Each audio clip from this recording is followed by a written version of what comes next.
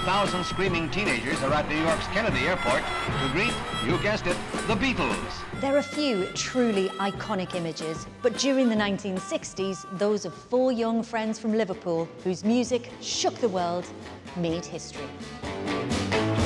Well, shake it up, baby, now. Shake it up, baby. Twist and shout, twist and shout. Sir Paul, thank you so much for inviting us down to this fantastic exhibition, going back an incredible 60 years to that initial explosion of Beatlemania. Yeah. What do you remember about the time that these photos come from?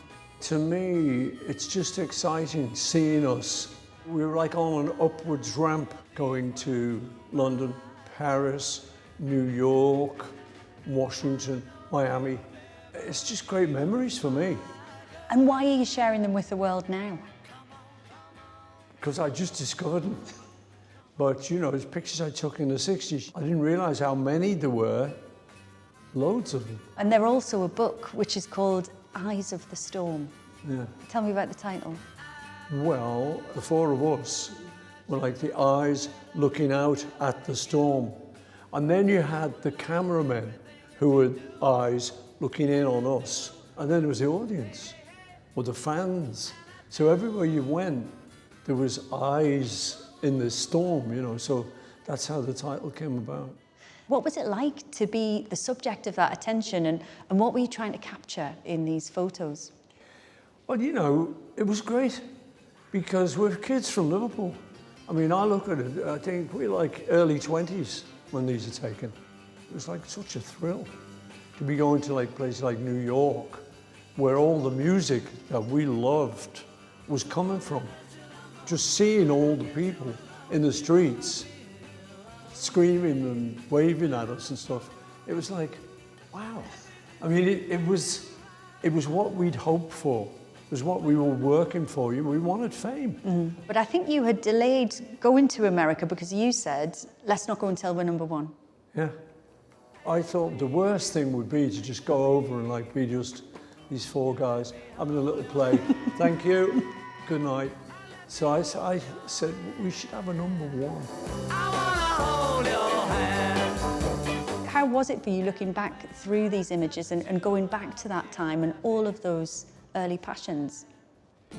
To actually go to Paris and take pictures of the street and pictures of people, it's like we were in a groovy French film or something, you know. And each place we went to had a character. So now looking back on it, it's my history, it's the Beatles' history, and just the style of how things were then. Exactly, and some of the images are actually quite poignant. For example, in some of the American images, we get a sense of your unease at seeing armed police. What was that like for you?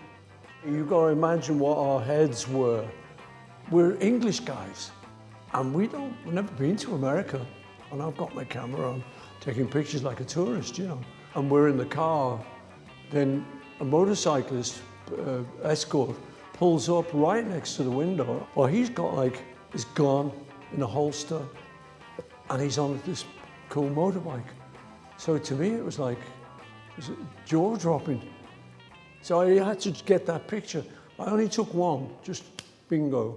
It's a great shot. Yeah. And then when you get to Miami, we see yet another side. As I think you say in the book, only a Beatle could have taken these pictures, and it's so true. You get those intimate, unguarded moments.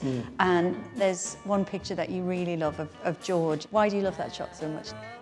So he's by the pool, he's got himself a drink, he's got a tan, he's got the shades. So it's like, that's it, he's living the life. Yeah. You know, we see images of particularly the Black American artists who'd inspired you and you befriended. Of course, in the 60s, the time was defined by the civil rights struggle in the States. How much of that were you exposed to, and how did you react to it? When we got to America, we're down in the southern states, and we suddenly get told that we've got to play to a segregated audience. That's the way we do it down here. What, you mean the black people in one bit and the white people in the other? They said, no, we don't do that. So we just refused to, and we said, no, we're not going to play unless it's a non-segregated audience. And it was a lovely story. Later, there was a girl, a black girl, who went to the concert. So she's sitting amongst all the white fans and they're all just loving the show and they're screaming and everything. And she said, I'd never sat with white people ever before.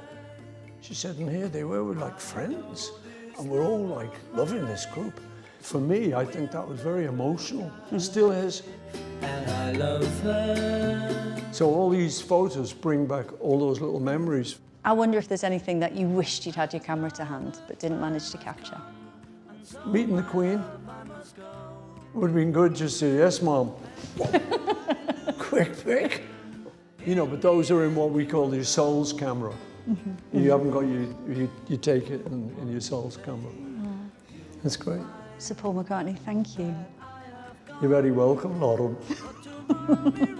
So I'll follow the sun.